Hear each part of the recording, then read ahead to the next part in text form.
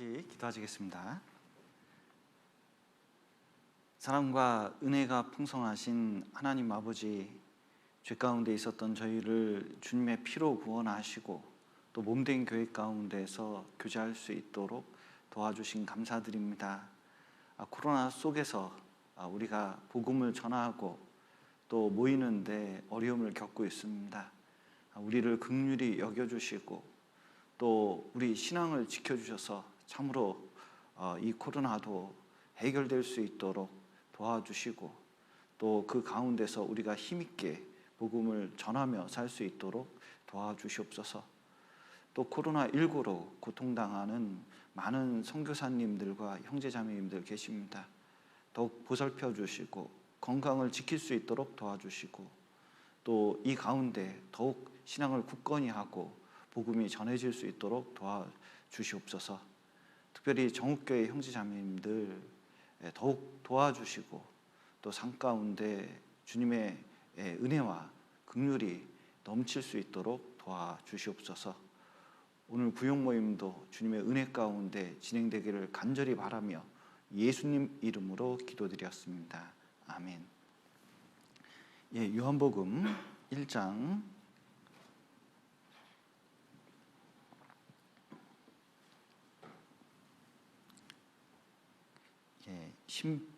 17절 보시겠습니다.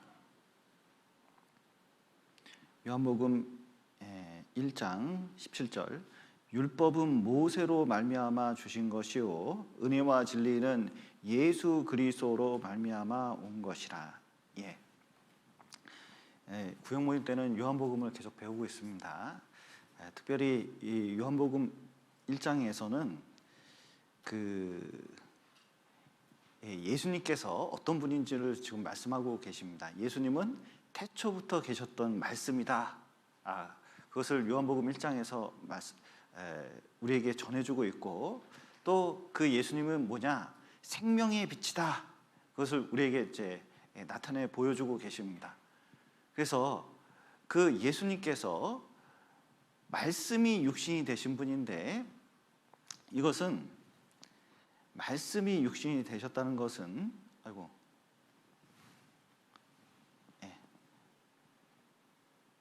죄송합니다. 잠깐.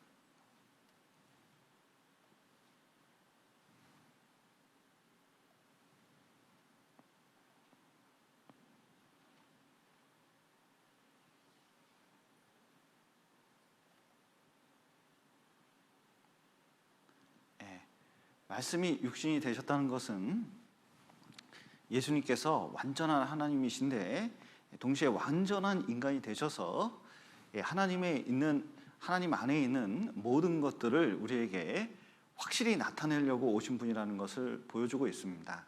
그래서 예수님께서는 우리에게 왜 오셨냐, 우리에게 무엇을 가지고 오셨는가, 여기 이제 16절부터 18절까지 지금 말씀하고 계십니다. 여기 보시면 은혜 온 것이라 나타내었느니라 이렇게 말씀하셨는데 결국은 핵심은 하나님에게서 우리에게 무엇을 전해주려고 오셨냐면 하나님의 은혜와 진리를 우리에게 가지고 왔다는 것을 여기서 강조하고 있습니다.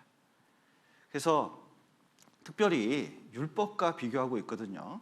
율법은 모세로 말미암아 주신 것이요 은혜와 진리는 예수 그리스도로 말미암아 온 것이라 이제 말씀하셨는데 이 은혜와 진리는 복음의 은혜와 복음의 진리를 말하고 있는 겁니다. 이 구원의 은혜와 구원의 진리를 말씀하고 있는 거예요. 그래서 이것이 율법보다 나아도 훨씬 나은 것이라는 것을 지금 말씀하고 계십니다. 특별히 여기 비교하는 것이 율법은 주신 것이고 은혜와 진리는 예수 그리스도로 말미암아 온 것이라 이렇게 말씀하셨습니다. 여기서 이 두 가지가 큰 차이가 있는데 이 율법은 간접적인 것이고 이 복음의 은혜와 진리는 예수 그리스도로 말미암아서 온 것이다. 직접적으로 가지고 와서 우리에게 전해준 것이라는 것을 나타내고 있습니다. 그래서 율법, 이 유대인들은 이 율법을 대단하다고 생각했거든요.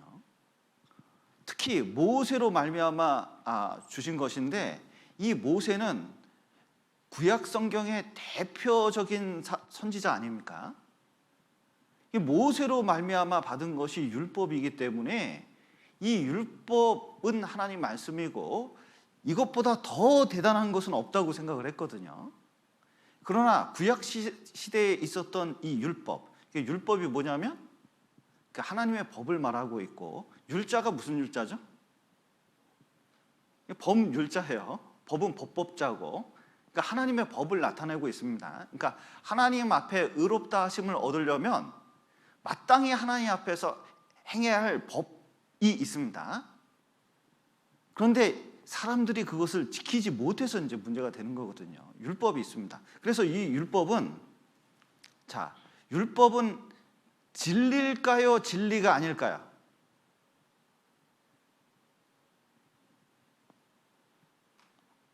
어렵지 않죠? 율법은 하나님 말씀입니까? 하나님 말씀이 아닙니까? 하나님 말씀이죠. 하나님 말씀은 진리입니다. 그래서 율법도 진리예요. 그런데 예수님이 가져온 진리하고는 근본적으로 좀 차이가 있다는 것을 보여주고 있습니다. 특별히 율법, 그리고 은혜의 차원에서 완전히 다르고, 그리고 이 모세로 말미암아 주었지만, 그래서 율법은 하나님 말씀이기 때문에 거룩하고 의롭고 선합니다.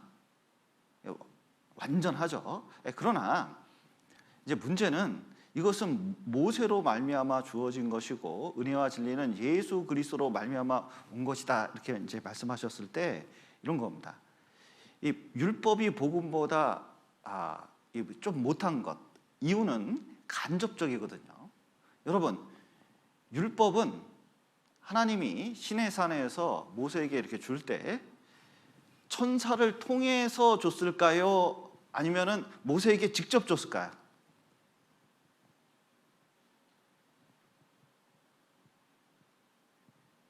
마스크를 써서 대답을 하셨을 건데 자, 보십시오. 사도행전에 보면 율법은 누구를 통해서 줬어요? 천사에 전한 율법입니다. 여기 갈라디아서에 보면 천사로 말미암아 중보의 손을 빌어 베푸신 것인데, 그러니까 천사를 통해서, 여기 히브리서에서도 천사들로 하신 말씀 이렇게 이제 했는데, 구약 성경에 나타나지 않지만 이 모세가 율법을 받을 때 어떻게 받았냐면 천사를 통해서 받았다는 겁니다. 그러니까 사람에게 전해질 때 어떻게 전해졌느냐? 하나님, 천사, 모세, 우리에게. 마치 왕이 백성들에게 무슨 법을 공포한다 그러면 왕이 신하들에게, 신하가 다른 공무원들에게, 공무원들은 벽보를 붙이겠죠? 그런 과정을 거쳤다는 겁니다. 그러니까 이건 직접적으로 전한 것이 아니라 간접적으로 전해진 것이에요. 특별히 간접적으로 전해졌지만, 왜 간접적으로 전해졌냐? 직접 전하면 죽으니까. 자, 보십시오. 율법이 복음보다 못한 이유는 율법은 죽이는 거거든요. 복음은 살리는 것인데, 특별히 율법이 주어질 때 그것이 나타났습니다. 여기 이제 출애굽기에 있는 내용을 여기 정리했는데, 히브리서에서 너희의 이른 곳은 만질만한 불붙은 산과 흑운과 흑암과 폭풍과 신의 산에서 하나님께서 나타나실 때, 여기 산에서 나타나셨는데 어떻게 나셨죠? 구름을, 흑운을 두르고 까맣게 두른 다음에 온갖 번개가 치고, 그런데 이 산이 완전히 불붙었거든요. 굉장히 무서운 광경으로 이제 나타나신 겁니다. 나팔 소리야 말하는 소리가 아니라, 자, 나팔도 울렸는데, 자, 하나님께서 말씀하실 때 어떻게 했냐면 온 천지가 진동하도록 말씀하셨어요. 그랬더니 그 소리를 듣는 자들이 더 말씀하지 아니하기를 구하였어요. 제발 하나님께서 직접 하지 말고. 자, 보세요. 하나님이 시내 산에서 나타난다고 할 때 3일 동안 성결케 하라고 했거든요. 그리고 가까이 오지 못하게 했거든요. 그런데 시내 산에서 하나님 나타나셔서 말씀하신다 그러면 보고 싶습니까? 안 보고 싶습니까? 여러분, 한번 가보고 싶습니까? 안 가보고 싶습니까? 웬만하면 한번 보고 싶잖아요. 그래도 일평생 이런 이벤트는 한 번밖에 없는데. 그래서 갔거든요. 그런데 하나님이 한번 말씀하시니까요, 모세 앞에 찾아와가지고 하나님이 직접 말씀하시는 거, 이거 그러다가 우리 죽습니다. 이거 차라리 당신이 하나님께 받아서 말씀하시면 우리가 듣겠다고 얘기를 했거든요. 그만큼 두려운 거예요. 그래서 이는 짐승이라도 산에 이르거든 돌로 침을 당하리라 하신 명을 저희가 견디지 못함이라. 그 보는 바가 이렇듯이 무섭기로 모세도 이르되 내가 심히 두렵고 떨린다 하였으나, 율법은 주어질 때부터 이렇게 두려운 거예요. 그리고 모세가 40일 동안 있으면서 거기서 우상 숭배를 했죠. 그리고 바로 내려왔더니 우상 숭배하니까 하나님께서 직접 쓴 모세의 십계명을 어떻게 했어요? 뽀개버렸죠. 완전히 깨버렸습니다. 그리고 3,000명을 죽여버렸어요. 그러니까 율법은 지킬 수도 없고, 그리고 율법은 받자마자 사람을 죽였잖아요. 3,000명을 죽였으니까 이거는 죽이는 것이다. 그러니까 얼마나 율법이 무서운지. 이게 어떤 화가가 그림을 그렸는데요, 이런 식으로 그림을 그렸습니다. 이게 이제 하나님의 형상을, 이 안에 이제 형상이 있다고 하니까 이렇게 이제 십계명 들고 있는 모습을 그렸는데 조금 좀 이상하죠. 근데 이 밑에 백성들이 얼마나 두렵고 떨었는지 몰라요. 율법 자체가 죽이는 것입니다. 이 율법에 대해서 로마서에서 말씀하시는데, 우리가 알거니와 무릇 율법이 말하는 바는 율법 아래에 있는 자들에게 말하는 것이니 이는 모든 입을 막고 온 세상으로 하나님 심판 아래 있게 하려 함이니라 말씀하셨는데, 간접적으로 주어졌지만, 하나님 직접 보면 다 죽잖아요.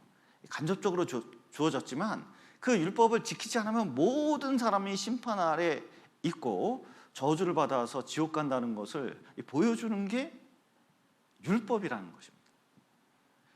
그래서 유대인들은 이제 자신에게 직접 말하지 말게 해달라고 이렇게 말을 했습니다. 또 율법이 복음보다 못한 이유는 이 가입한 겁니다. 자, 여기 보면 여기 율법이 있고 복음이 있는데, 자, 복음이 먼저 있었습니까? 율법이 먼저 있었습니까? 성경에 복음이 먼저 있었습니까? 율법이 먼저 있었습니까?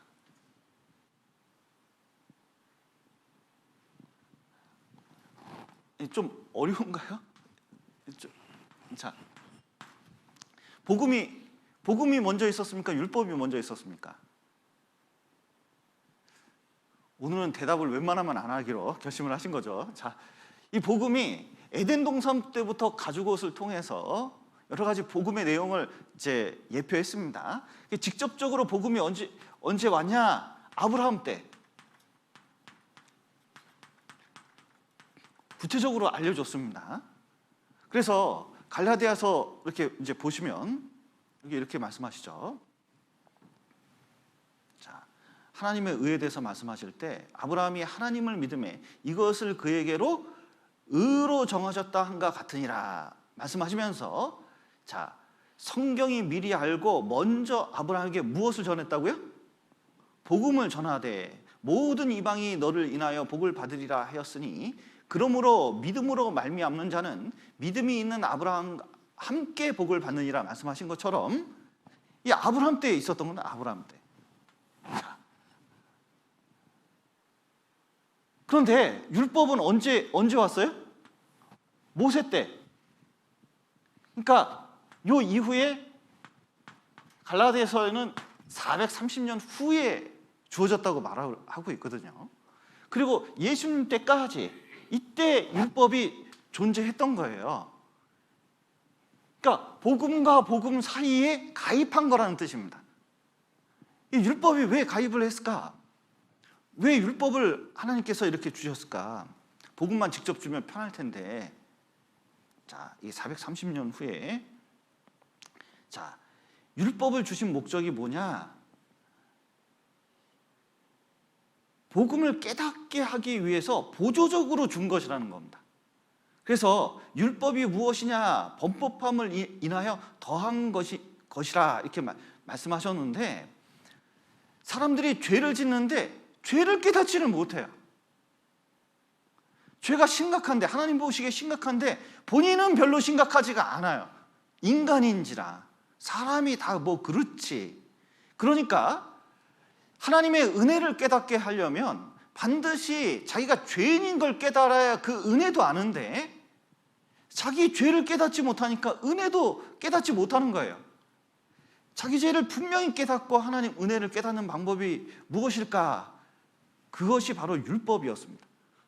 그래서 복음의 보조적인 수단으로 준 것입니다. 그러니까 율법보다 복음이 주니까, 이 보조적인 수단이니까 복음이 훨씬 나은 거죠. 그래서 그러므로 율법의 행위로 그의 앞에 의롭다 하심을 얻을 육체가 없나니, 율법으로는 뭐라고요? 죄를 깨닫는 거예요. 죄를 왜 깨닫게 하냐? 근본적인 목적은 은혜 깨닫게 하기 위해서. 그래서 엑스레이 딱 찍으면요, 이 사람 병이 없는 것 같아도 MRI, 엑스레이 이런 거 딱 찍으면 그 안에 뼈가 부러졌는지 어디가 상했는지 쫙 볼 수가 있잖아요. 나는 꽤 괜찮은 사람이지, 그래도 이 정도면 됐지 그랬는데, 율법을 탁 성경을 배우면 내 안에 얼마나 큰 죄가 있는지 알게 돼요. 자, 보십시오. 구원받기 전에는 저 자신은 꽤 괜찮은 사람이라고 생각을 했거든요. 나름 굉장히 착하게 산다고 생각을 했습니다. 근데 말씀을 듣고 말씀을 깨닫게 되니까 그 다음부터는 이 속에 얼마나 큰 죄들이 있는지 이제 깨닫게 돼요. 구원받은 이후에도 성경 안 읽으면요, 괜찮은 사람처럼 보입니다. 나 자신도 그래요. 근데 성경을 읽고 계속 연구하면 내 마음에 대해서 어떻게 알게 돼요? 시커먼 죄인이고 진짜 하나님 은혜가 필요하다는 걸 알게 돼요. 이 율법은 구원받은 이후에도 굉장히 필요합니다. 왜냐하면 본인이 얼마나 큰 구원을 받았는지 아는 데는 반드시 이 성경을 읽어야 알아요. 이 다윗도 본인이 왕으로서 간음죄 짓고 살인죄 지었거든요. 그래도 덮어놨어요. 이렇게 1년 동안 딱 덮어놨습니다. 아무도 몰라요. 그런데 놀라운 것은 모르는 게 중요한 게 아니라 본인이 그게 얼마나 심각한 죄이고 하나님과 교통이 끊어진 게 얼마나 큰 문제인지 그걸 깨닫지를 못했다는 거예요. 이 정도면 됐지. 그런데 이제 나단 선지자가 딱 지적을 하니까, 야, 내 안에 깊은 죄가 있구나. 큰 죄악 가운데 내가 출생해서 죄악 가운데 살아가는구나. 그것을 깨닫게 된 겁니다. 그리고 그걸로 마친 게 아니에요. 정말 하나님께서는 나를 큰 은혜로 이끄시는구나. 구원의 은혜가 얼마나 큰지 시편 50편에서는 찬송하지 않습니까? 자, 보십시오. 이 율법이 복음보다 못한 이유는 율법은 몽학 선생이거든요. 자, 특별히 이 율법이 몽학 선생이라는 것은, 자, 율법이 누구에게로 이끈다고요? 몽학 선생이니까 이제 교사에게 이끌잖아요. 그 교사가 누구냐? 그 예수님 은혜, 구원의 은혜로 이끈다는 거예요. 자, 믿음이 오기 전에 우리가 율법 아래 매인바 되고 계시될 믿음의 때까지 갇혔느니라. 요 이제 말씀에서 확실히 알 수가 있죠? 믿음의 때까지 갇혔다. 그래서 아브라함 때부터 예수님 때까지 이 율법이 주어졌다는 것을 보여주고 한시적이라는 걸 보여주고 있거든요. 그러나 믿음은 처음부터 끝까지 다 있는 것이다. 그런데 이같이 율법이 우리를 그리스도에게로 인도하는 뭐가 됐다고요? 몽학 선생이 되어 우리로 하여금 믿음으로 말미암아 의롭다함을 얻게 하려 함이라. 믿음이 온 후로는 우리가 몽학 선생 아래 있지 아니하도다. 자, 몽학 선생이 뭐냐면 이런 겁니다. 그 로마인들은 자녀를 키울 때 이제 학교를 보내는데, 이 학교를 보내면 애들이 학교 가는 길에 옆으로 셀까요? 학교를 잘 갈까요? 옆으로 셀 가능성이 많잖아요. 그런데 이 아버지는 이 아이를 관리하기 위해서 엄한 종을 붙입니다. 근데 놀라운 것은 요즘 같으면 귀한 집 아들을 누가 건드리겠습니까? 그때 당시 아들은 노예나 다름없어요. 노예 취급했습니다. 그래서 어떻게 하냐면 엄한 선생을 딱 붙여요. 이게 딱 그 어떤 때까지 딱 붙입니다. 그러면 그때는 노예와 다름없기 때문에 이 몽학 선생 말을 안 들을래야 안 들을 수가 없어요. 도망가면 막 때리기도 해요. 그리고 여러 가지 이 규칙을 정해가지고 꼼짝달싹을 못하게 만듭니다. 그리고는 쭉 데리고 가는 거예요. 그러면은 이 아들의 소원이 뭘까요? 어렸을 때 소원이 뭘까요? 이 몽학 선생에게서 벗어나는 게 소원인 거예요. 근데 이 몽학 선생은 뭐 하냐? 교사에게까지 데려다주고 다시 부모님께 데려다 오는 그 역할만 딱 하는 거예요. 그런데 어느 시점이 딱 되면 몽학 선생에서 벗어나는 것처럼 이제 예수님이 오신 다음부터는 이 율법이 한시적으로 쓰여졌고 진짜 은혜가 무엇인지 깨닫게끔 하나님께서 하셨다는 겁니다. 그래서 이 율법은 보조적인 수단으로, 그리고 정말 죄를 깨닫고 은혜를 받게끔 하기 위해서 하나님께서 주어진 거라는 것을 이걸 알 필요가 있어요. 특히 구원받은 이후에도 여러분 성경 부지런히 읽어봐야 됩니다. 말씀을 잘 붙잡아야 돼요. 그러면 점점 내 안에 이 하나님 말씀 때문에 은혜가 더 커질 수밖에 없는데, 그런데 점점 말씀을 소홀히 하게 되고 율법도 소홀히 하게 되고 진짜 이게 하나님 앞에서 이게 정당하게 살아가는 게 무엇인지 깨닫지 못하면 은혜 가운데 사는 게 이게 쉬운 게 아닙니다. 여러분 여기 보십시오. 한 예를 들어보죠. 여기 아주 유명한 내용이 있습니다. 서기관과 바리새인들이 예수님을 모함하려고 간음 중에 잡힌 여자를 끌고 와서 가운데 세웠어요. 여기 보면 중요한 건 간음 중입니다. 현장에서 잡은 거예요. 그러면 현장에서 남자하고 여자가 있었을 거 아니에요. 그럼 둘 다 잡아야 됩니까? 여자만 잡아야 됩니까? 이 여자만 잡았다는 게 이게 되게 수상한 일이에요.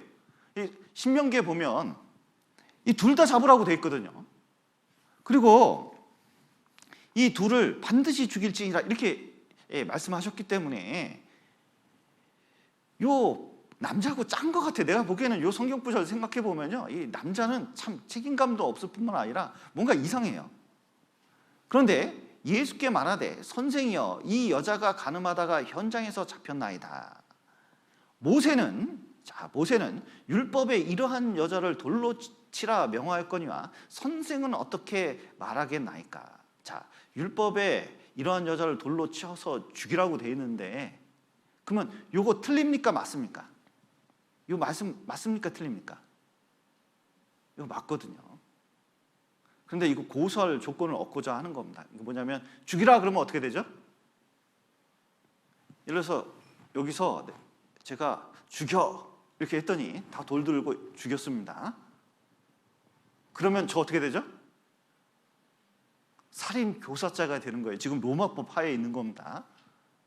그러면 이게 큰 문제 생기는 거예요. 그럼 죽이지 마! 그러면 어떻게 되죠? 율법을 어긴 자가 되는 거예요. 그러니까 하나님의 사람이 아닌 겁니다. 그런 시험을 갖고자 이 서기관과 바리새인들이 희생양 하나를 끌고 온 거예요. 그런데 예수님은 율법 아래에서 죽게 된 이 여자를 불쌍히 여겼습니다. 빨리빨리 죽이라고 막 이제 호소하고 있는데 예수님께서 몸을 굽히시면서 손가락으로 땅에 쓰셨거든요. 땅에 딱 써가지고 뭐라고 썼을까요?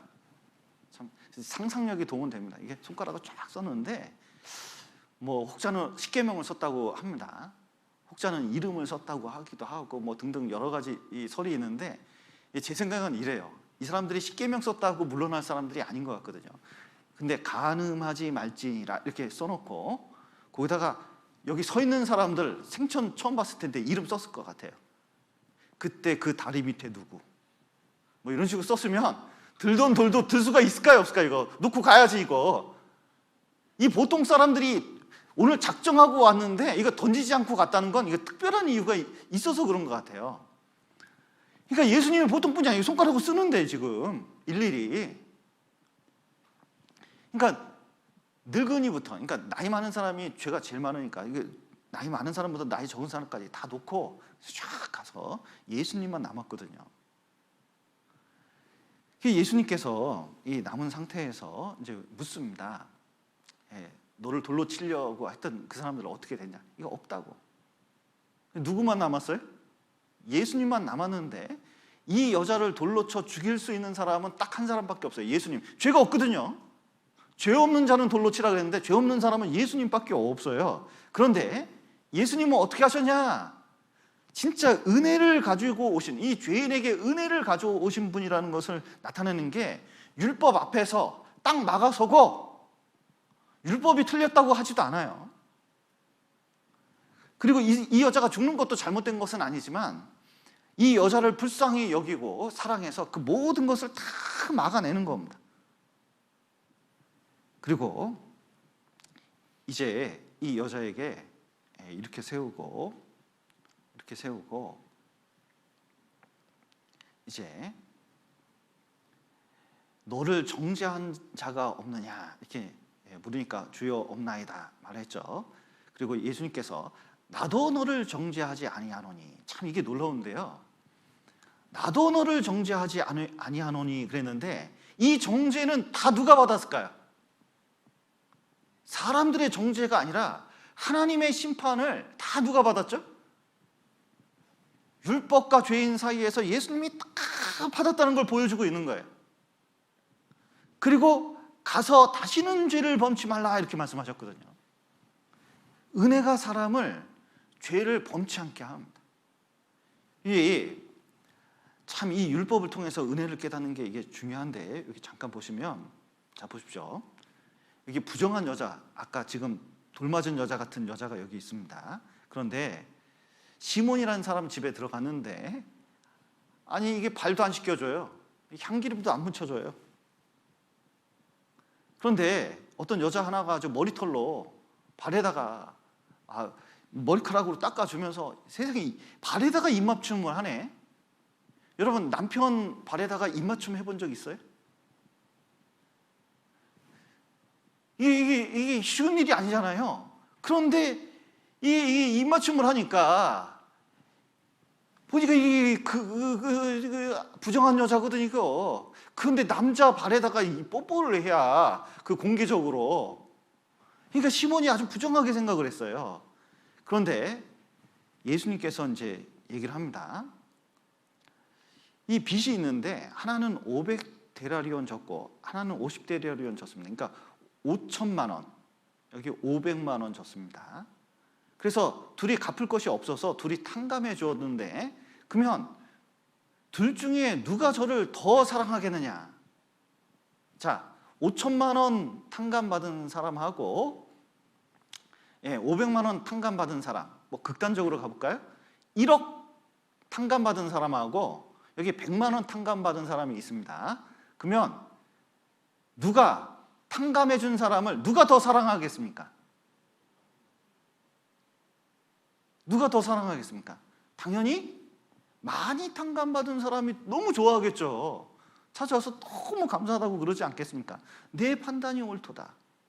그런데 여기 여자를 돌아보시며 시몬에게 이르시되 이 여자를 보느냐? 내가 내 집에 들어오매 너는 내게 발 씻을 물도 주지 아니하였으되 이 여자는 눈물로 발을 적시고 그 머리털로 씻었으며.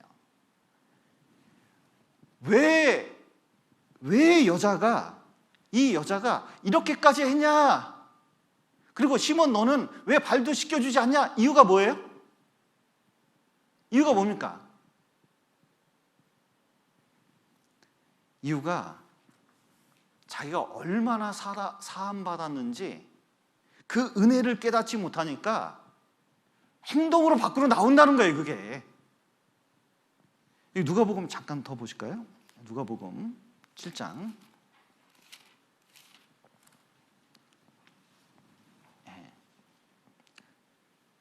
47절. 이러므로 내가 네게 말하노니 저의 많은 죄가 사하여 졌도다. 이는 저의 사랑함이 많음이라. 사함을 받은 일이 적은 자는 적게 사랑하느니라. 우리가 이 믿음 가운데 살아가면서 은혜 가운데 살아가잖아요. 그런데 더 큰 은혜 가운데 살아가는 사람이 누구냐? 구원의 은혜를 확실히 깨닫는 사람이 누구냐? 이게 잘못 읽으면요, 죄 많이 졌고 사함 받는 게 은혜를 더 깨닫는 일인가, 그런 뜻이 아니에요. 율법을 더 깨닫는 만큼, 그 율법 앞에서, 하나님 앞에서 자기 죄가 얼마나 큰지 깨닫는 만큼 뭐예요? 큰 은혜를 받았다고 생각하니까 그 큰 은혜를 받은 만큼 주님을 위해서 살 수 있다는 겁니다. 더 사랑을 나타낼 수 있다는 거예요. 여러분, 여기 은혜가 있으면, 자, 구원의 은혜가 있으면 이게 다 공짜입니다. 율법으로는 얻을 수가 없어요. 자, 율법으로 죄사함 얻을 수 있습니까? 못 얻습니까? 못 얻어요. 율법을 잘 지켜서 성령 얻을 수 있습니까? 못 얻습니까? 이거 못 얻어요. 이 경건과 생명에 속한 모든 것을 얻을 수가 없습니다. 그리고 이 고난 속에서도 은혜를 느낄 수 있는 건 율법으로 잘 되지 않습니다. 이 복음만이 은혜로 이것을 깨닫게 해주거든요. 예수 그리스도하고 연결됐을 때 그렇게 되는 거예요. 그래서 가서 다시는 죄를 범치 말라 그러는데, 오히려 은혜를 베푸면, 구원의 영원한 속죄가 일어나면 이 죄를 못 이길 것처럼 여기는 사람이 있어요. 자, 보십시오. 지난 죄는 사함받고, 여기 사람 하나 있으면 지난 죄는 사함받고 앞으로 질 죄는 회개해야 되고, 그러면 이렇게 가리키면 죄를 더 지을 것 같습니까? 안 지을 것 같습니까? 앞으로 죄 지면은 지옥 간다, 심판받는다, 이렇게 가르치면 죄 지을 것 같습니까? 안 지을 것 같습니까? 죄가 눌려있는 상태지 죄는 없어지진 않아요. 이슬람 교도가 율법으로 탁 눌려놨거든요. 근데 이라크 사태 때 보셔요. 박물관 가서 훔치는데 얼마나 많이 훔치는지 몰라요.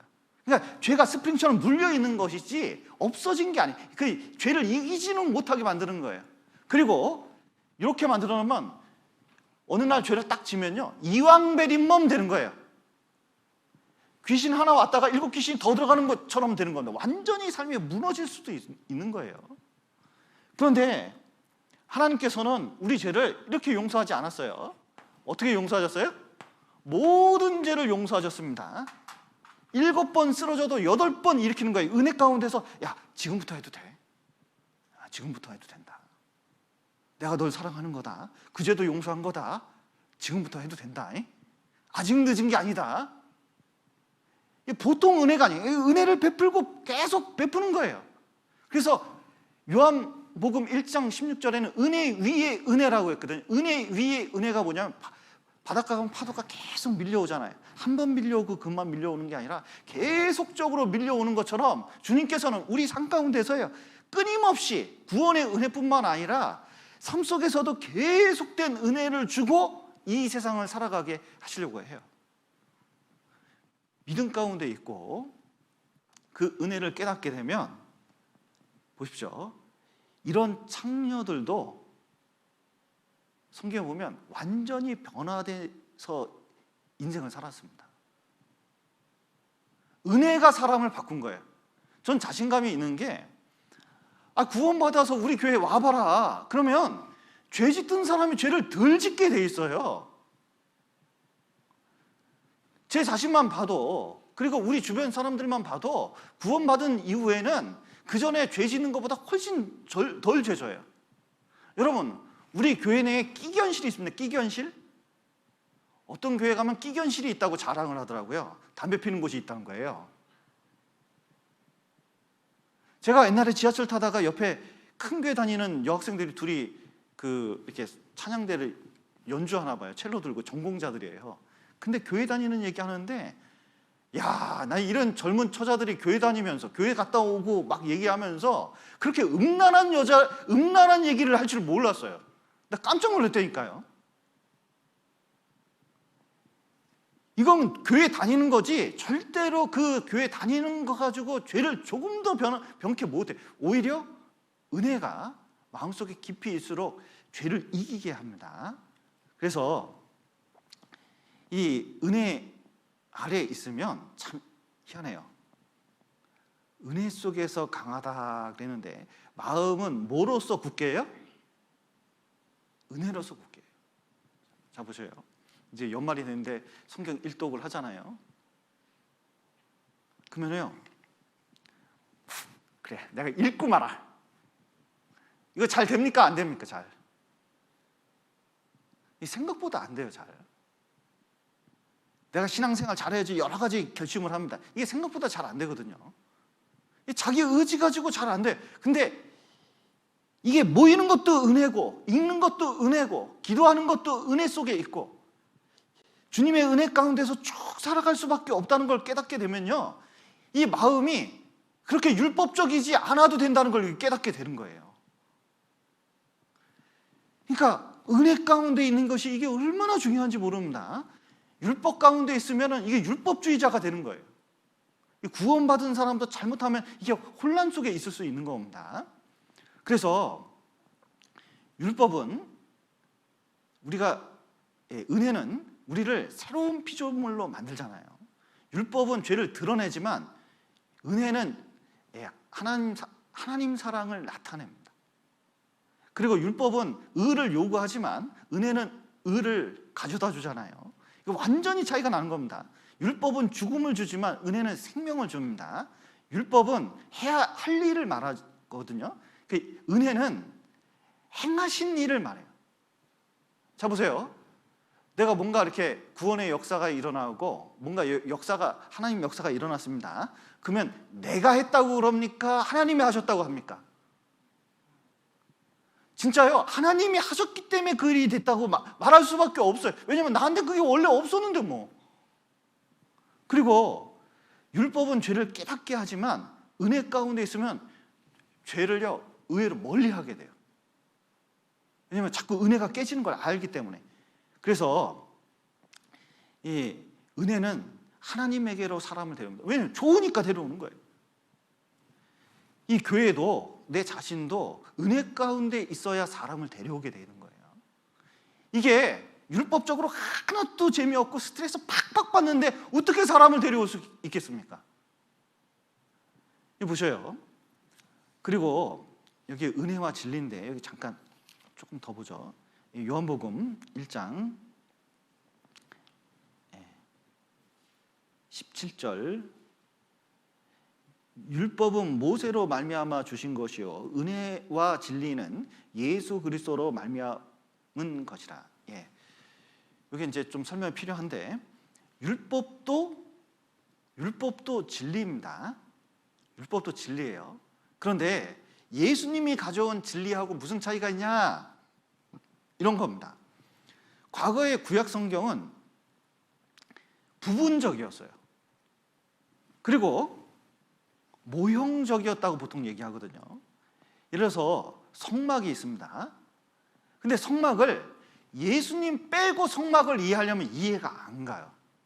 왜 물두멍이 있는지, 왜 사각형을 그렇게 만들었는지, 왜 지성소가 있는지, 왜 거기서 피를 뿌리는지, 왜 염소 뭐 이런 것들을 잡는지, 왜 흠이 없는 거야 되는지 나중에 예수님을 모르면 정답을 알 수가 없어요. 그냥 모형인 거예요. 다윗이 왜 그 인생을 그렇게 살았는지, 이삭 앞에서 에서와 야곱이 있는데 왜 이게 털사람하고 아버지를 속여서 뭐 그런 사건을 왜 사생활 그거 별것도 아닌 것 같은 집에서 쫓겨난 사건을 그렇게 구체적으로 했는지 예수님이 아니면 이게 설명이 안 돼요. 그러니까 구약 성경은 대부분 진리는 진리인데 그림자고 모형으로 있는 거예요. 그런데 예수님 오시지 않았다. 이거 다 어떻게 돼요? 거짓이 되고 그리고 무너지는 거. 예수님이 계시면 예수님 자체가 진리시기 때문에 이제 하나님 안에 있는, 여기 이제 다시 보시죠. 18절, 요한복음 1장 18절. 본래 하나님을 본 사람이 없으되 하나님 품속에 있는 독생하신 하나님이 나타내셨느니라. 예, 하나님 안에 있는 진짜 진리를, 진짜 오리지널을 그냥 우리에게 기가 막히게 보여주신 거예요. 그래서 진리에다가, 그러니까 하나님 말씀 여러분 읽을 때 예수님 넣고 읽는 거하고 빼고 읽는 거하고는 너무나 틀려요. 예수님 빼놓고, 은혜 빼놓고 성경을 읽으면 율법처럼 자꾸 누구 정죄하는 쪽으로 갑니다. 그런데 예수님 넣어놓고 그리고 진리를 해석하면요, 이게 모든 게 은혜가 된다는 걸 깨닫게 돼요. 그리고 진짜 이거구나, 하나님이 진짜 보여주려는 게 이런 것이었구나, 이것을 분명히 깨닫게 되는 거예요. 그래서 율법은 모세로 말미암아 온 것입니다. 그러니까 간접적으로 주어진 거고 모세가 가져온 것도 아니에요. 그런데 예수님께서는 하나님 안에 있는 그 놀라운 은혜와 진리를 우리에게 직접 가져오셔서 우리에게 주신 겁니다. 그러니까 율법보다 복음이 월등하게 나은 거예요. 특별히 유대인들은 율법에 대한 자부심이 많이 있었습니다. 그 이유는 율법 조문 때문에 그렇거든요. 율법 조문 때문에 그렇습니다. 조문이 엄청 많아요.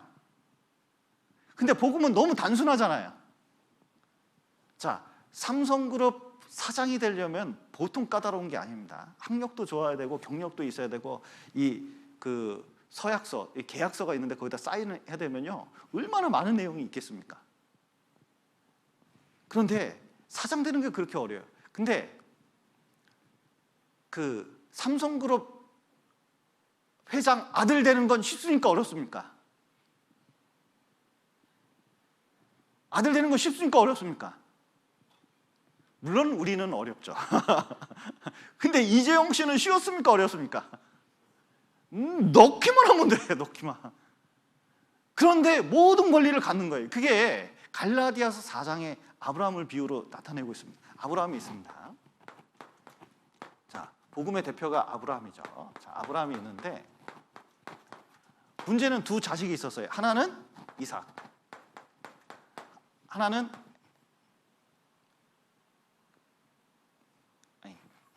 이스마엘. 죄송합니다. 이스마엘. 둘이 있었습니다. 나중에 갈라디아서 4장을 읽어보시면 이해가 될 거예요. 그런데 자, 이삭과 이스마엘이 있는데 똑같이 집안에서 같이 밥 먹고 아버지가 똑같아요. 근데 둘이 무슨 차이가 있죠? 둘이 무슨 차이가 있습니까? 엄마가 사라요. 자유인이에요. 엄마가 뭐예요? 하갈, 종이에요. 신분 차이가 나요. 그러니까 신분 차이가 나니까 뭐예요? 이삭은 진짜 아들, 이스마엘은 유산을 받을 수 없는 종의 아들이 되는 거예요. 종이 되는 거예요. 종. 그런데 이것이 뭐냐? 이것을 무엇을 상징하고 있느냐? 그냥 요 사건만 가르쳐 주는 게 아니다. 뭘 가르치고 있냐? 요거는 그 하늘 예루살렘을 가리키고 있는 거다. 하늘에 있는 예루살렘을 가리키는 거예요.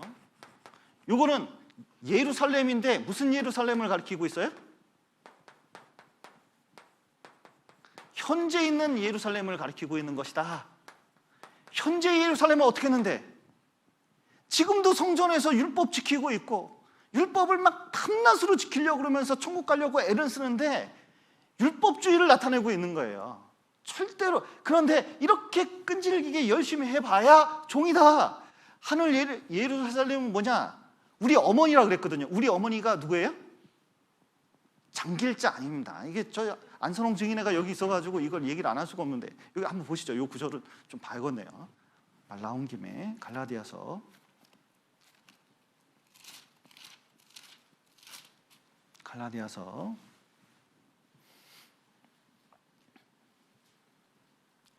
24장 26절.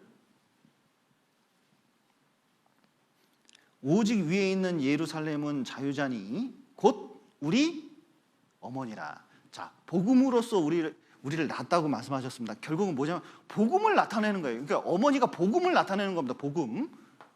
자, 이건 복음을 나타내는 거고, 자, 이거 뭘 나타내는 거예요? 율법을 나타내는 겁니다. 율법. 그런데 결국은 이스마엘 쫓아내라 그랬잖아요. 결국은 하나님 나라에 들어오지 못한다. 율법 지켜서 되는 게 아니다. 복음이 단순하지만 훨씬 나은 거라는 것을 보여주고 있는 겁니다. 그래서 복음의 은혜 가운데서 살아가는 것이 이게 중요한 거다. 이게 확실한 진리이고 확실한 은혜라는 것을, 이거를 정말 마음속에 새겨놔야 됩니다. 그리고 우리 삶 가운데서도 이것을 더욱 확실히 하고 더욱 이 은혜 가운데 살아가셨으면 좋겠습니다. 잠깐 기도하시겠습니다. 사랑과 은혜가 풍성하신 하나님 아버지, 죄 가운데서 살았던 저희를 주님의 피로 구원하시고 또 복음의 은혜 가운데서, 구원의 은혜 가운데서 살아갈 수 있도록 도와주신 감사드립니다. 우리 마음을 늘 주님의 은혜 가운데 둘 수 있도록 도와주시고, 또 그 은혜로 죄를 이기고 또 성령의 역사를 따라 우리가 살아갈 수 있도록 도와주시옵소서. 아직 율법에 또 여러 가지 이 것에 매여 있는 사람들 많이 있습니다. 이 복음의 진리로 그들을 해방할 수 있도록 도와주시고, 또 구원의 역사가 우리 가운데 더욱 나타날 수 있도록 도와주시옵소서. 오늘 귀한 시간 허락하신 감사드리며 예수님 이름으로 기도드렸습니다.